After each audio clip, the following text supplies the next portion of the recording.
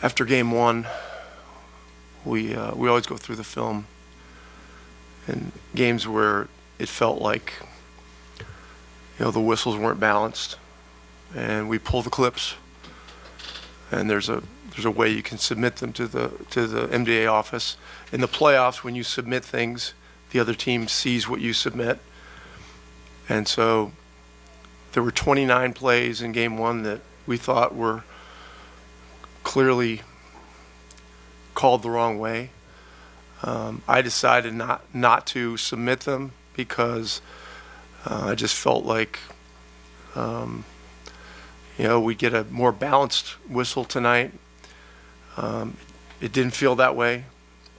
Couple examples: 5:08 of the third. The whole world knows that Halliburton's got a bad back, and Hart comes up and shoves him in the back. And it's all over Twitter right now because a few people have showed it to me. And JB DeRosa's looking right at it. You can see him. He's got vision of the play, and he shoves Ty right into the corner, and there's no whistle, right in the back. And so that was shocking, And there are many others, but I can promise you that we're going to submit these tonight. New York can get ready; they'll see them too. I'm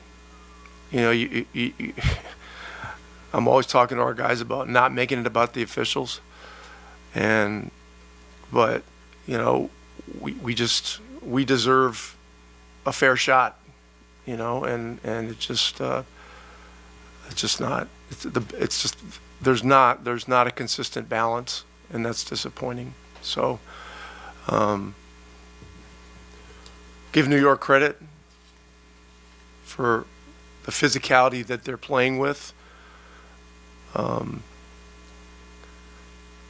But their physicality is rewarded and ours is penalized, just time after time. And so it's just I'm just really disappointed. The two technicals, you gotta make a stand for your guys. You gotta stand up for what's right and what's not right, and that was it. And so we need to get home. We need to play better. Man. Where do I start? I mean, the shit was well overdue. And this was after a regular season game. I believe before, Bourne suggested that Rick Carlisle take a fine for the team. I understand Rick Carlisle likes to take the high road. He normally goes up to the media and never bashes the refs. The thing is when you keep doing that, being Mr. Nice Guy, saying everything's okay, it's going to give the league and the officials the intent to just keep screwing you over. I've been said he should take a fine for the team. Not because I want to see the man lose money. I just know how the game works. I know how the National Business Association works. When a coach go to the podium and blasts the league and their officials, the league don't like that. The last thing the league wants is for fans to think that the league is corrupted. If you ask me, Rick Carlisle should have called out the refs before game one started, not after the two games in New York have already been played. Now the league will try to be nice and give the Pacers calls next game.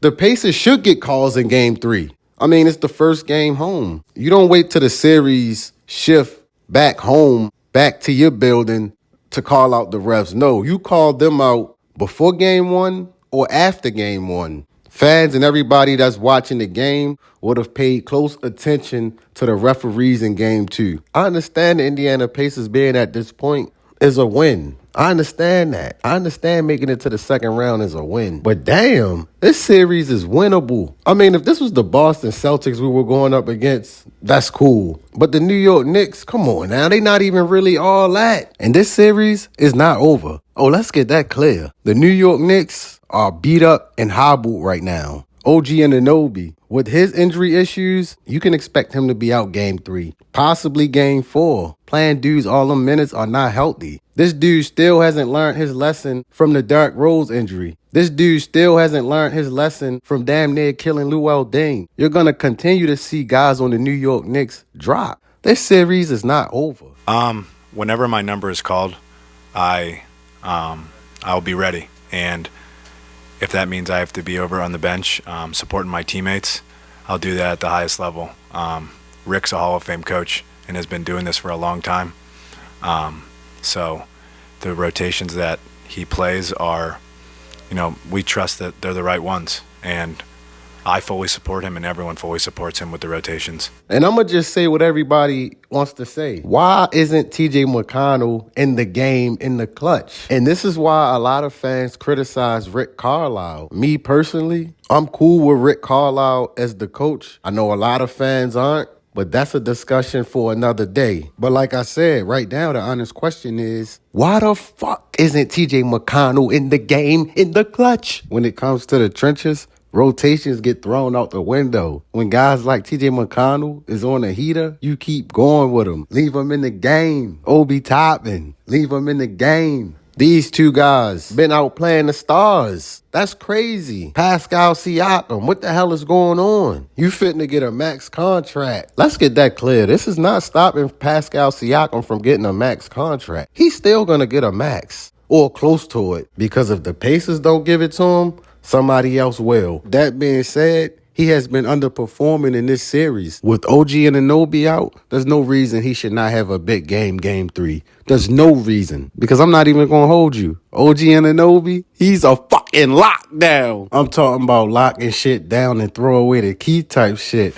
But at the end of the day, it's 2-0. We're going back to Indy, and, I like us in any matchups. One of the benefits of the Pacers being this deep in the playoff trenches is that the front office, they get to see what they need to become title contenders. It's clear that this team is missing a lockdown at that wing position. This team needs a 6'7" lockdown, 6'7", 6'8" lockdown. It's that simple. And it don't even have to be a big name. It could be a guy like a Lou Dort, a guy like a Herb Jones. These specific players are not available, of course, but a player like that would be perfect on this team. You can assign a guy like that to Jalen Brunson and sleep comfortable at night, knowing you have a guy like that. Game 3 will be on Friday at Gainsbridge Fieldhouse. Can the Pacers get back into the series and make it 2-1? We shall see. But don't get mad at the facts, though.